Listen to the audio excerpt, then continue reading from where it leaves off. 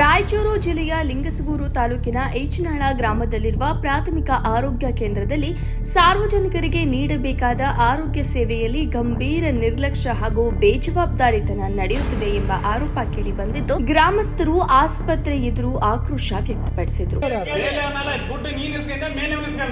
ಅಲ್ಲ ಅದಕ್ಕೆ ಇಂಧನ ಬಳಸಬೇಕು ಎಷ್ಟು ಬಳಸಬೇಕು ಅದಕ್ಕೆ ಎಷ್ಟಾಗುತ್ತೆ ಅಷ್ಟೇ ಬಳಸಬೇಕು. 500 ರೂಪಾಯಿ ಡೀಸೆಲ್ ಹೋಗುತ್ತೆ ಲಿಂಗಸೂರು ಬರಕ. ಆಸ್ಪತ್ರೆಗೆ ಸೇರಿದ ಆಂಬ್ಯುಲೆನ್ಸ್ ಸೇವೆ ಪಡೆಯಲು ಬಡ ರೋಗಿಗಳಿಂದ 500 ರೂಪಾಯಿ ಹಣ ನೀಡಿದ್ರೆ ಮಾತ್ರ ವಾಹನ ಸಿಗುತ್ತೆ, ಇಲ್ದಿದ್ರೆ ಡೀಸೆಲ್ ಇಲ್ಲ ಎಂದು ಹೇಳಿ ಸೇವೆಯನ್ನ ನಿರಾಕರಿಸುತ್ತಾರೆ ಎಂದು ಗ್ರಾಮಸ್ಥರು ಆರೋಪಿಸಿದ್ದಾರೆ.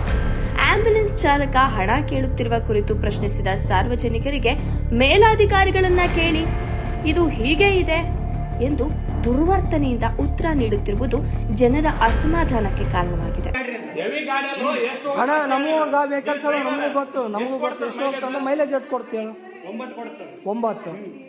ಇವಾಗ ನೀವು ಬಂದ್ರೆ ಅಪ್ ಅಂಡ್ ಡೌನ್ ಎಂತ 16 ಕಿಲೋಮೀಟರ್ ಹೋಗಿ ಬಂದಿನಿ. ಅಪ್ ಅಂಡ್ ಡೌನ್ 16 ಕಿಲೋಮೀಟರ್ ಹೋಗಿ ಬಂದಿನಿ. 22 ಹಾಸ್ಪಿಟಲ್ ಹೋಗಿ ಬಂದ್ರೆ 11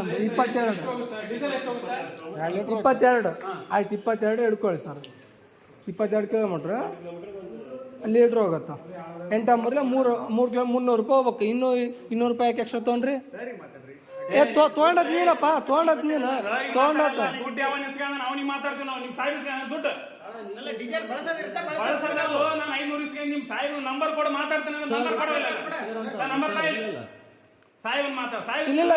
ಇಲ್ಲ ನೀವ್ ಹಚ್ಚಿರಿ ಫೋನ್.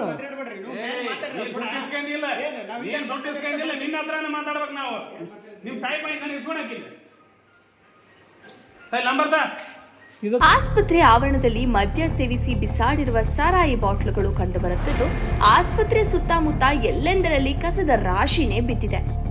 ಆಸ್ಪತ್ರೆ ಕುಡುಕರ ತಾಣವಾಗಿ ಮಾರ್ಪಟ್ಟಿರುವ ಸ್ಥಿತಿ ನಿರ್ಮಾಣವಾಗಿದೆ ಎಂದು ಗ್ರಾಮಸ್ಥರು ದೂರಿದ್ದಾರೆ. ಇದಲ್ಲದೆ ಸರ್ಕಾರದಿಂದ ಬಂದ ಚಿಕಿತ್ಸಾ ಸಾಮಗ್ರಿಗಳಾದ ಗ್ಲೂಕೋಸ್ ಬಾಟ್ಲಿಗಳು, ಸಿರಂಜ್ಗಳು ಹಾಗೂ ವೈದ್ಯಕೀಯ ತ್ಯಾಜ್ಯವನ್ನ ಎಲ್ಲೆಂದರಲ್ಲಿ ರಾಶಿಯಾಗಿ ಬಿಸಾಡಲಾಗಿದೆ. ಆಸ್ಪತ್ರೆಯ ಸಿಬ್ಬಂದಿ ನೋಡಿದ್ರೂ ನೋಡದಂತೆ ವರ್ತಿಸುತ್ತಿದ್ದಾರೆ ಎಂಬ ಗಂಭೀರ ಆರೋಪ ಕೇಳಿಬಂದಿದೆ.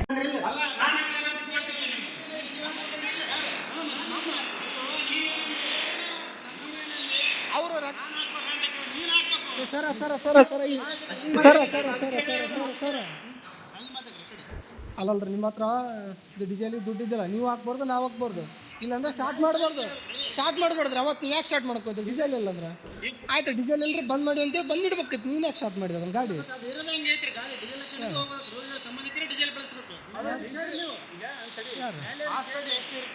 ಡೀಸೆಲ್ ಬಳಸಬೇಕೆ ಜಾಸ್ತಿ ಇಸ್ಕೋಬೇಕು. 500 ರೂಪಾಯಿ ಡೀಸೆಲ್ ಹೋಗಿ ಬರ್ತಾರೆ. ಲಿಂಗಸೂರು ಬಂದ್ರೆ 500 ರೂಪಾಯಿ ಡೀಸೆಲ್ ಹೋಗುತ್ತೆ. ಅಲ್ಲ ನೀನಲ್ಲಪ್ಪ ಡ್ರೈವರ್.